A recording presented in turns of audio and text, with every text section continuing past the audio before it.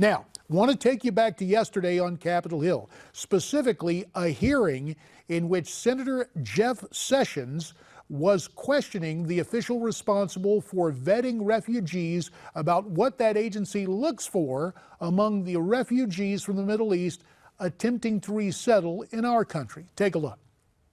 Do you take into consideration the applicant's proficiency or lack of it in English, or even their literacy with regard to the country from which they come?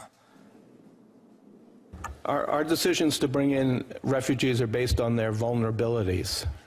So you don't consider whether or not they read and write English and or their own language? No, it's their vulnerabilities. For more on the plight of refugees and what has transpired in Europe, we're pleased to welcome in the former Danish Prime Minister and former Secretary General of NATO, Anders Rasmussen, who is also the author of the book, The Will to Lead, America's Indispensable Role in the Global Fight for Freedom. He joins us from Newsmax, Washington. Really appreciate your time, sir. And a lot of Americans look at what has happened in Europe and they say, wow, we've got about 12,000 already in here, pushed in by President Obama. He calls it a mark of our humanity.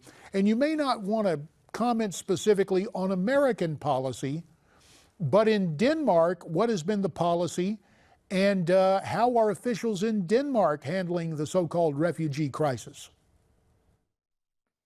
Yeah, thank you very much. In Denmark, we strengthened our immigration legislation already when I took office in 2001. And it means that vetting procedures are strengthened. It means that we have made it a condition to receive full Danish welfare benefits, that you have worked and contributed to the Danish society in a period of at least 7 years. At that time, our legislation was very controversial in Europe. Today, it is mainstream policies over the whole of Europe. Has there been any modification of what you and others worked on during your time there as Prime Minister? Anything to loosen it up, to make it easier for Mideast refugees to come into Denmark? And no, on the contrary, what we're witnessing right now is that country after country in Europe is closing its borders because people don't trust the external border control. So my conclusion is that we need a much stronger external border control as a prerequisite for keeping free movement across the borders internally in the European Union. Well, I believe, from my vantage point as one during my days in the United States Congress, talking time and again about border security and changing our immigration policies, perhaps we need to take a closer look at what you accomplished in Denmark. Let me turn to your time at NATO and talk about a topic that has become really part of our presidential campaign. For example, during the first presidential debate, Donald Trump discussed his views on NATO. Let's listen together, and then I'll ask for your reaction. The 28 countries of NATO, many of them aren't paying their fair share. Number two, and that bothers me because we should be, yes, we're defending them, and they should at least be paying us what they're supposed to be paying by treaty and contract. And number two, I said, and very strongly, NATO could be obsolete because, and I was very strong on this, and it was actually covered very accurately in the New York Times, which is unusual for the New York Times, to be honest. But I said they do not focus on terror. Now, you have written the new book, The Will to Lead. Are you concerned about Mr. Trump asking the allied nations in NATO to stand up and pay what he terms as their fair share? No, I'm not concerned of that part of his statements, because I fully agree with, I think, most Americans that Europeans should invest more in defense, and we should pay at least 2% of GDP as our contribution to our common security, as we have decided within NATO. But I am concerned about the other part of his statement, because he has made American defense of allies dependent on economy.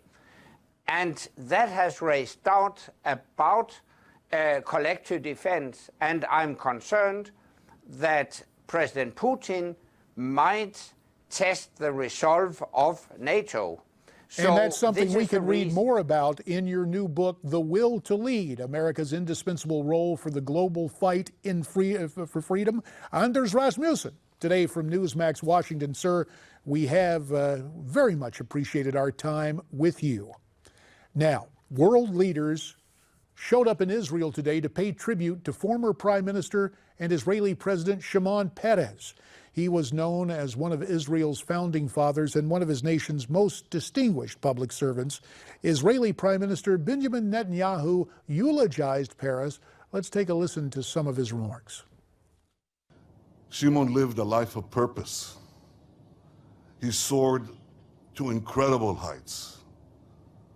He swept so many with his vision and his hope. He was a great man of Israel. He was a great man of the world.